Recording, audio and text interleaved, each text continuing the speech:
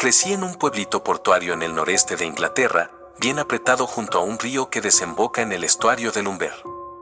Este pueblo, como la mayoría, no tiene nada de especial. Es aburrido y está todo deteriorado, lo único interesante son las torres de agua que tienen una forma rara y grande, que los del pueblo apodaron las aleras y pimenteros. Si buscas fotos de esas torres, vas a entender por qué les pusieron así. Mi infancia ahí fue normalita. Fui a la primaria y me hice un montón de amigos que solo tenían una cosa en común, nos obsesionaba el fútbol. Si no estábamos jugando al fútbol en el recreo, estábamos jugando después de la escuela en el parque o el fin de semana con el equipo local. Mis amigos y yo estábamos todos en la misma clase y para cuando estábamos en el último año de primaria ya todos teníamos apodos.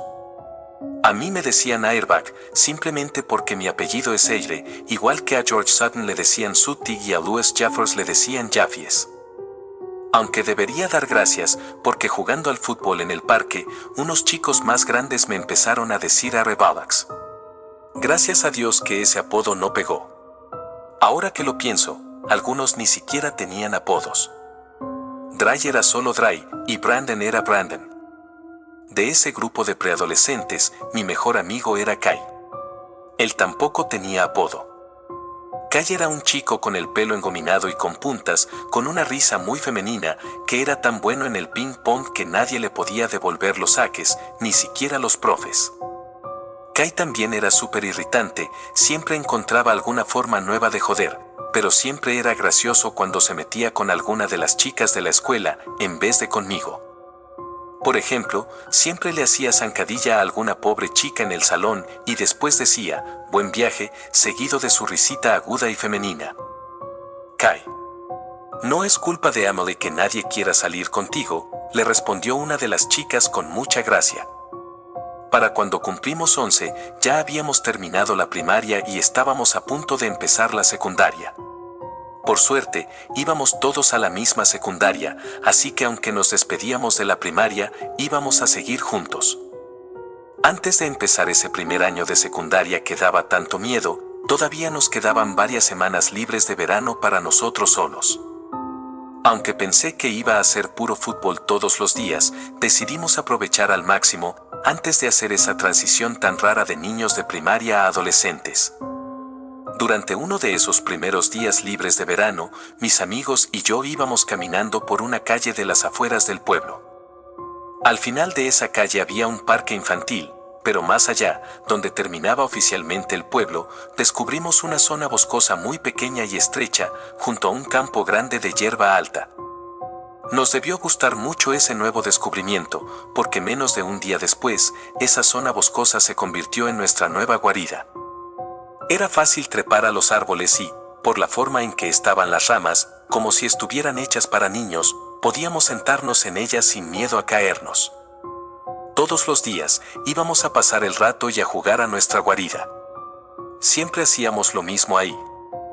Trepábamos o nos sentábamos en los árboles mientras hablábamos de un montón de cosas, desde fútbol, chicas, nuestros nuevos descubrimientos de videos para adultos en internet y, por supuesto, cómo iba a ser empezar la secundaria. Me acuerdo que un día en nuestra guarida encontramos un trozo de red de plástico y tratando de ser creativos, intentamos sin éxito hacer una hamaca atando la red a diferentes ramas de los árboles que estaban muy juntos. No importa cuántas veces lo intentáramos, cada vez que alguien se subía a la hamaca, la red se rompía, seguido del fuerte golpe de uno de nosotros cayendo al suelo. Quizás aburridos por ese momento, nuestro grupo terminó explorando más por la zona. Caminando por esa sección estrecha del bosque, terminamos tropezando con un arroyo recién descubierto que separaba nuestra guarida del club de rugby del pueblo, al otro lado. Aunque ese arroyo era bastante pequeño, era demasiado profundo y de ninguna manera lo suficientemente estrecho como para que pudiéramos simplemente caminar o saltar. Por suerte, quienquiera que descubrió ese arroyo antes que nosotros había puesto una tabla de madera larga, creando un puente que no era nada seguro. Queriendo cruzar al otro lado y seguir explorando, todos estábamos muy asustados, por miedo a perder el equilibrio y caernos al agua marrón, que no era nada sanitaria. Que Sutty no cruce. Se va a romper en medio, comentó Kai histéricamente, seguido de su familiar carcajada aguda. Para cuando quedó claro que todos tenían demasiado miedo para cruzar, nos pusimos a retarnos. Como era el que más buscaba atención a esa edad, acepté el reto y empecé a cruzar con cuidado la madera fina y combada de la tabla. Aunque me tomó 1 minuto o 2, llegué con éxito al otro lado, ganando la validación que tanto anhelaba de mi grupo de amigos. Un tiempo después, todos los demás se habían animado a cruzar la tabla, y al poco tiempo, cruzar la tabla se había convertido en un juego. Por lo insegura que era la tabla en el barro blando, todos nos turnábamos para cruzar de un lado a otro, hasta que alguien perdía el equilibrio o el pie, cayendo de piernas al agua del arroyo, que tenía 1 pie de profundidad. Una vez que ese juego de caminar por la tabla llegó a su fin, decidimos llevar las cosas más allá. Como yo era el único lo suficientemente valiente como para caminar por la tabla, mis amigos me estaban retando a intentar saltar al otro lado del arroyo. Aunque era un salto bastante largo, no podía dejar de pensar en la gloria que vendría con eso, no solo ser el primero en caminar por la tabla, sino el primero en saltar con éxito al otro lado. Aceptando también este reto, reuní el coraje. Preparándome para la posición de carrera, mis amigos se apartaron para que yo hiciera mi intento, mientras coreaban "Airbag, airbag, airbag". Tomando una respiración profunda y ansiosa, corrí por el terraplén antes de saltar 1 buen metro sobre el agua que tenía debajo, y como un saltador de longitud en los Juegos Olímpicos que se celebraban en Londres ese año, aterricé. Agarrándome desesperadamente a las malas hierbas del otro terraplén, hasta que estuve a salvo y seco al otro lado. Al igual que con la tabla, el resto del grupo finalmente reunió el coraje para hacer lo que parecía ser un salto imposible, y aunque a todos les tomó un buen rato hacerlo, todos habíamos saltado con éxito al otro lado. Aunque el juego de caminar por la tabla era divertido, esto ahora había progresado al juego de saltar el arroyo, y no solo fui el primero en caminar por la tabla y saltar el arroyo, sino que también fui el único que logró no caerse nunca. Honestamente, no sé qué era más divertido, cuando alguien saltaba al otro lado y solo metía 1 pie en el agua, o cuando alguien perdía los nervios y simplemente se caía de lleno, seguido de las risas satíricas de todos los demás. Ahora que todos éramos capaces de cruzar el arroyo, pasamos más tiempo ese verano explorando los terrenos del club de rugby. El club de rugby del pueblo constaba de 2 grandes campos de rugby, rodeados por todos lados por varios campos de trigo y un largo tramo de carretera que conducía dentro o fuera del pueblo. Al lado del edificio del club de rugby, había una pequeña zona de césped, a la que nos conducía directamente el terraplén del arroyo. Para cuando nuestras vacaciones de verano estaban llegando a su fin, aprovechamos nuestra zona recién explorada para jugar un gran juego de escondite que se extendía desde nuestra guarida hasta los terrenos del club de rugby. Este no era un juego de escondite cualquiera. En nuestra versión, quien fuera el que buscaba, o a quien llamábamos el que atrapaba, tenía que encontrar a quien se escondía, perseguirlo y tocarlo. Y la persona tocada también tenía que ser un que atrapa y ayudar al que atrapa original a encontrar a todos los demás. Una tarde, después de jugar este gran juego de escondite, todos nos reunimos alrededor de la pequeña zona de césped detrás del club, listos para regresar a la guarida a través del arroyo. Aunque todos estábamos parados por ahí, hablando por el momento, uno de nosotros se fijó en algo en el cielo despejado y claro como el día. ¿Es un avión?, preguntó Jaffies inseguro.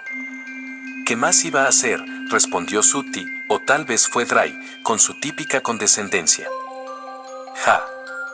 Jaffies cree que es un platillo volador, añadió Kai, seguido como de costumbre por su risa con Helio. Mirando hacia el cielo distante con todos los demás, lo que veo es un objeto con forma de avión volando sorprendentemente bajo.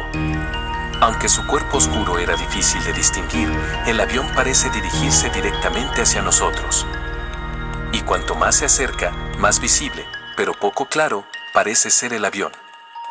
Aunque parecía ser un avión de algún tipo, no un avión que yo o ninguno de nosotros hubiéramos visto nunca, lo extraño era que, a medida que se acercaba desde la distancia, apenas se oía o sentía ningún sonido o vibración. ¿Estás seguro de que es un avión?, preguntó Jaffies una vez más. Todavía volando hacia nosotros, bajo en el cielo, cuanto más se acerca el avión, menos se parece a cualquier tipo de avión. De hecho, empecé a pensar que podría ser otra cosa, algo que, si se dijera en voz alta, debería haber sido recibido con burla. Tan pronto como la idea de lo que podría ser esto entra en mi mente, Dry, como si estuviera hablando por la mente de todos los demás que estaban de pie, dice desconcertado, ¿es eso un...? Antes de que Dry pueda terminar su frase, el avión, confundiéndonos a todos, no solo por su apariencia, sino por la falta de sonido a medida que se acerca a la vista, ahora está directamente sobre nuestras cabezas.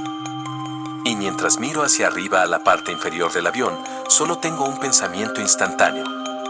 Dios mío. Una vez que mi mente procesa lo que se cierne sobre mí, de repente me siento abrumado por una ansiedad paralizante. Pero la ansiedad que siento no es de terror, sino de alguna especie de asombro. Quizás el asombro disfrazó el terror que debería haber estado sintiendo, porque una vez que me doy cuenta de que lo que estoy viendo no es un avión, mi siguiente pensamiento, impresionado por las muchas películas que he visto, es, ¿me van a llevar? Tan pronto como pienso esto para mí mismo, demasiado congelado por el asombro para correr a cubrirme, entonces escucho a alguien del grupo gritar, ¡mierda! Rompiendo mi supuesto trance, me aparto de lo que está encima de mí, para ver a todos y cada uno de mis amigos corriendo por sus vidas en dirección al arroyo. Una vez que los veo a todos corriendo, como roedores que huyen de un ave de presa, me doy la vuelta y miro hacia el avión que está encima. Pero lo que veo no es una especie de nave espacial alienígena. Lo que veo son dos alas, una cabeza puntiaguda y el camuflaje verde recubierto de un avión militar de la Royal Air Force, antes de que cambie de dirección ligeramente y continúe volando, finalmente fuera de nuestra vista. Al darnos cuenta de que lo que nos había asustado no era más que un avión militar, todos nos reunimos, cada uno de nosotros riendo de alivio ansioso. Dios. De verdad pensé que estábamos acabados. Lo sé. Creo que me cagué encima. Continuando discutiendo el encuentro cercano que nunca fue, riéndonos de cómo todos pensamos que íbamos a ser abducidos, Dry interrumpe la conversación con el sonido de alarma en su voz. Espera un momento. ¿Dónde está Kai? Mirando a los demás y al campo de hierba que nos rodea, pronto nos damos cuenta de que Kai no está por ninguna parte. Kai. Ya puede salir. Después de otro minuto de llamar el nombre de Kai, todavía no hubo respuesta ni rastro de él. Quizás corrió de vuelta a la guarida, sugirió Jaffies, lo vi corriendo delante de mí. Probablemente no se dio cuenta de que era solo un avión del ejército, reflexionó Sooty. Aunque me alarmó su ausencia, sabiendo lo miedoso que podía ser Kai, supuse que Sooty y Jaffies tenían razón y Kai había corrido de vuelta a la seguridad de la guarida. Cruzando de nuevo el arroyo, buscamos por la guarida y la zona boscosa, pero de nuevo llamándolo, Kai todavía no se había hecho notar. Kai. ¿Dónde estás, perra? Era solo un avión del ejército. Era obvio que Kai no estaba aquí, pero antes de que todos pudiéramos empezar a entrar en pánico, alguien del grupo sugirió, bueno, debe haber corrido hasta casa. Sí. Eso suena a Kai. Aunque asumimos con seguridad que Kai debe haber corrido a casa, decidimos pasar por su casa solo para asegurarnos, donde luego nos reiríamos de él por haberse asustado por lo que no era una nave espacial alienígena. Al llegar a la puerta de la casa adosada de Kai, llamamos antes de que la puerta se abriera a su madre. Hola. Kai ha venido a casa por casualidad. Mirándonos a todos con confusión, la madre de Kai, lamentablemente, responde, no. No ha estado aquí desde que ustedes lo llamaron esta mañana. Después de contarle a la madre de Kai la historia de cómo todos nos asustamos por un avión militar que confundimos con un ovni, le dijimos que no podíamos encontrar a Kai por ninguna parte y que pensábamos que tal vez se había ido a casa. Intentamos llamarlo, pero su teléfono debe estar apagado. Ahora visiblemente preocupada, la madre de Kai intenta llamar a su móvil, pero al igual que cuando lo intentamos nosotros, el otro extremo está completamente muerto. Preocupados nosotros mismos, le decimos a la madre de Kai que todos volveremos a la guarida para intentar rastrearlo. Vale, chicos. Cuando lo vean, díganle que está en un gran problema y que se vaya a casa ahora mismo. Para cuando el cielo se había puesto al anochecer ese día, habíamos buscado por toda la guarida y los terrenos del club de rugby, pero Kai seguía sin aparecer. Después de regresar cansadamente para contarle las malas noticias a su madre, no quedaba nada que ninguno de nosotros pudiera hacer. La noche se estaba oscureciendo lentamente y la madre de Kai nos había cerrado la puerta en la cara con enfado, presumiblemente para llamar a la policía. Me duele decir esto, pero Kai nunca regresó a casa esa noche. Tampoco lo hizo los días o las noches siguientes. Todos tuvimos que hacer declaraciones a la policía sobre lo que ocurrió antes de la desaparición de Kai. Después de meses de investigación y sin una sola prueba de lo que le ocurrió, el veredicto final de la policía fue que Kai, al asustarse por un avión militar que confundió con otra cosa, intentó correr a casa, donde un individuo o grupo desconocido lo había llevado. Ese parece ser todavía el veredicto final a día de hoy. 3 semanas después de la desaparición de Kai, mis amigos y yo empezamos nuestro primer día de secundaria, en el que todos tuvimos que pasar por la casa de Kai, sabiendo que él no estaba allí. Kai y yo íbamos a estar en las mismas clases ese año, pero al entrar por la puerta de mi primera clase, no pude evitar sentirme completamente solo. No conocía a ninguno de los otros chicos, todos habían ido a escuelas primarias diferentes a la mía. Todavía veía a mis amigos en el almuerzo, y al principio hablamos de Kai, preguntándonos qué demonios le había pasado ese día. Aunque aceptamos el veredicto de la policía, sentados en la cafetería de la escuela una tarde, volví a sacar la conversación sobre el ovni. Todos lo vimos, ¿verdad? Intenté argumentar, los vi a todos correr. Kai no pudo haber desaparecido así como así. Kai se ha ido, Airbag, dijo Sooty, el más escéptico de todos nosotros, por el amor de Dios. Era solo un avión del ejército. El verano antes de que todos empezáramos la secundaria juntos.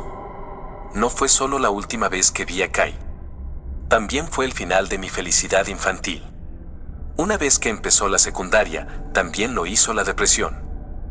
También lo hicieron los sentimientos de soledad. Pero durante esos años de adolescencia, lo que fue aún más difícil que ser marginado por mis amigos y sentirme completamente solo, fue salir de las puertas de la escuela a las 3:30 y tener que pasar por la casa de Kai, sabiendo que todavía no estaba allí y que sus padres nunca obtuvieron ningún tipo de cierre. Honestamente, no sé qué le pasó a Kai ese día. Lo que realmente vimos o lo que realmente pasó. Solo espero que Kai siga vivo, sin importar dónde esté, y espero que algún día, ya sea mañana o dentro de años.